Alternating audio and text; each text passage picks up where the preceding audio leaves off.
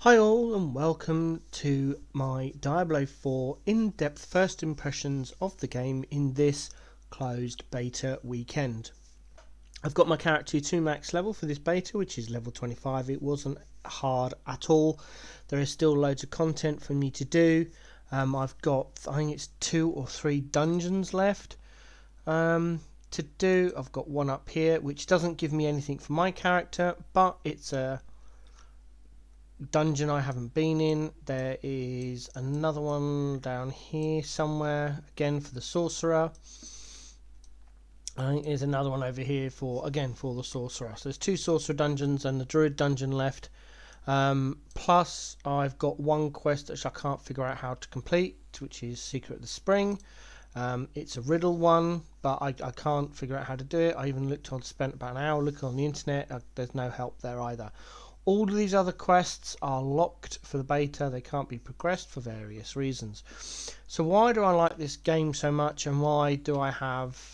I think there's only one possible complaint, and that is the map. You can't move around when the map's open on full screen. It was the same in D3, but I don't mind it so much. It actually clears the screen up quite well. I'm zoomed in heavily at the moment just on my character. There we go. But yeah, so there's so much to do in this game. You've got all the quests, you've got the dungeon, you've got little side quests you can do. Other than that, you've got transmos to collect. Let's just go to the wardrobe. So I'm currently in Kayavashad, where you've got your stash and the wardrobe. So here we've got the stash tab where you can seemingly buy more tabs if you need it, but you don't need to in the beta because nothing's going to carry over to live. So why bother? Might as well just use it. I'm only keeping these gems because I will be playing a sorcerer. I might even try a barbarian out as well. And then the wardrobe is great. You can spend hours here. I mean, I've stopped playing this character now, but this is the look I've gone for. It's nice red. I'm slightly annoyed that my weapons are a dagger and a sword, so it looks wrong, but I can't do anything about that. On the armour you can choose various different looks, and it even gives you a preview. You can go through all the different things. You can change the colours, which is previewed as well. It's absolutely amazing. And that's for your armour, and then for your weapons you can just change the looks. At the moment I've got a crossbow. There's the sword, which I've transmode, and then in my other hand I've got my dagger, again transmode. You can't put a pigment on those, but whatever. And then you can have, by the looks of it, 5 different wardrobe setups. Other than that, you've got the jeweler over here somewhere, if I can get to the right place. This is the blacksmith over here, so you can... This is where you collect all your transmos. There we go. So you can trash all your stuff to get, not only to get materials, which you then can use to upgrade your weapons and stuff. You can upgrade, but it's also to do, every time you salvage something, if you don't have the look in your wardrobe, it'll add the look to your wardrobe. So that, for me, that's brilliant. You've got an armor vendor, a weapon vendor.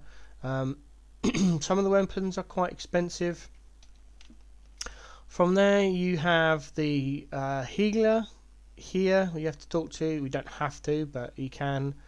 Down here you've got the, for want of a better term, the alchemist, which upgrades your potions. Alright, so you can go all the way up. I've got max for level 20, so that's pretty cool. You've got to collect the herbs and the ore in the outside areas. You do get a small amount from completing various side quests, etc. You've got the mount down there as well, which isn't unlocked at the moment. Now where's the jeweler? Jeweler's over here. Let's see, the other problem I have is I've got these massive great big towns, but you're severely limited on your movement. So we go over to the jeweler, and here is where all your gems come in. You can upgrade your gems, you can take your gems out, you can add sockets if you get the relative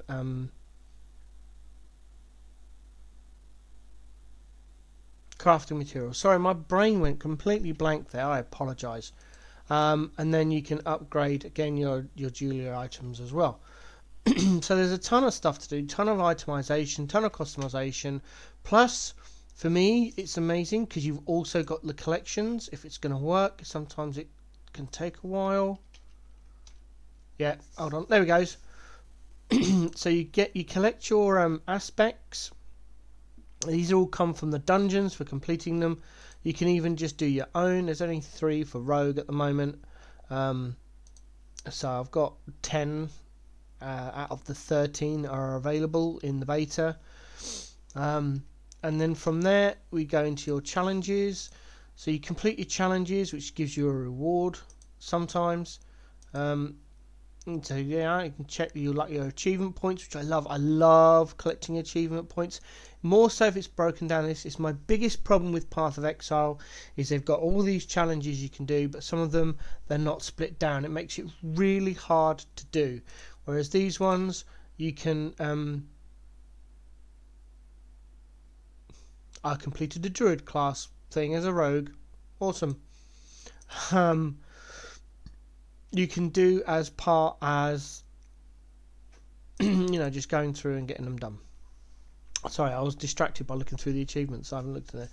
There you go. And then you got the feats of strength for the beta, which is 100 of 100 for reaching level 20, and getting to Kovashad in beta or early access.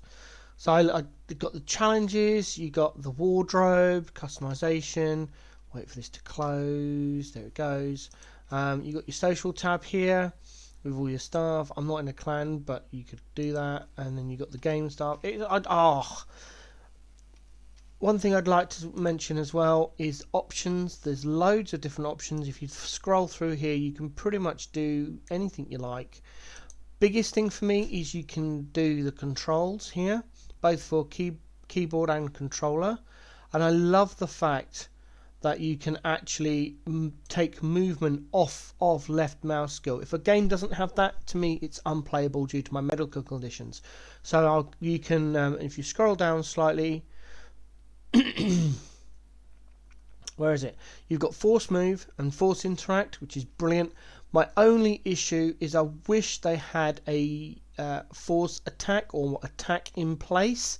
You don't have that. So as a ranged character, you can't hold down your attack button because you move. So you have to tap it, which is annoying because you've got force move, you've got force interact. Why can't there be a attack in position or a forced attack? Something like that. So you're not moving all the time when you want to attack.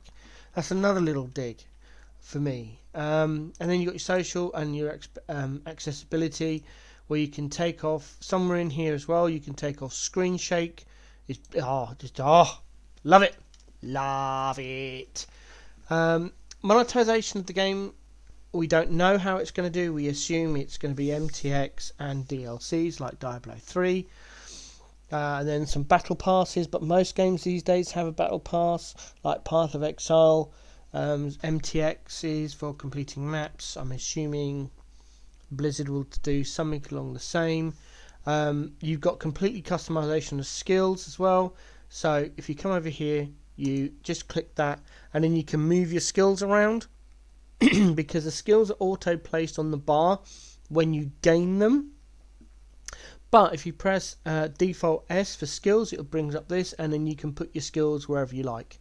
You can just left click and drag and drop, and it'll move the skills wherever you want. So you can keybind, you can personalize your keybinds, and then as you level up, if you get skills in different areas, or you remove a skill because you get a better skill later on, you can then play around where you want your skills. I think it's brilliant. Love it. Depending on how this game goes, I can see it becoming one of the games I play more often. As I said in my previous videos on Last Epoch, my problem with that is the endgame system of the monolith. For some reason, I get bored after 10-15 minutes, whereas Diablo 3, I can do the Greater Rift system for hours, doing Nephilim Rifts, then going back to Greater Rifts, etc., etc. With PoE, I can map grind for an entire day. As long as I've got maps done, I don't have a problem. But I don't know why, I just find the monolith system in Last Epoch very boring.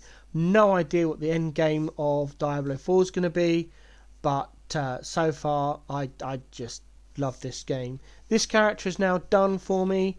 I was thinking about playing around with the abilities to see what I could do, but every time the easiest way to do that is just to refund all, but it costs about 3,000 gold per time. I'm also missing, because Maxroll says it's 25. I think I'm missing about 1 point or 2, but it doesn't matter. I'm done with this rogue. I may do another rogue at some point to do it the other way, to go melee rather than bows and crossbows, do the swords and dagger build. But next up on the list is definitely a sorcerer, so I'm going to go off and do that. So hopefully this time tomorrow, so about 24 to 36 hours time from the time this video goes live, I'll be able to do a sorcerer review as well. More D4 videos coming up. We'll do sorcerer. I don't know if I'm going to do a barbarian, because apparently the barbarian ultimate skill is locked. You can't get it in the beta, so I'm not sure. I might do a sorcerer and tinker around with sorcerer, and then come back and do the melee rogue. That's a tentative plan. Hope you enjoyed this video. Hope you found it helpful. Good luck in your adventures in D4 if you're playing this weekend or next weekend, or whatever you're doing. Have a great time. Hope to see you in the next one.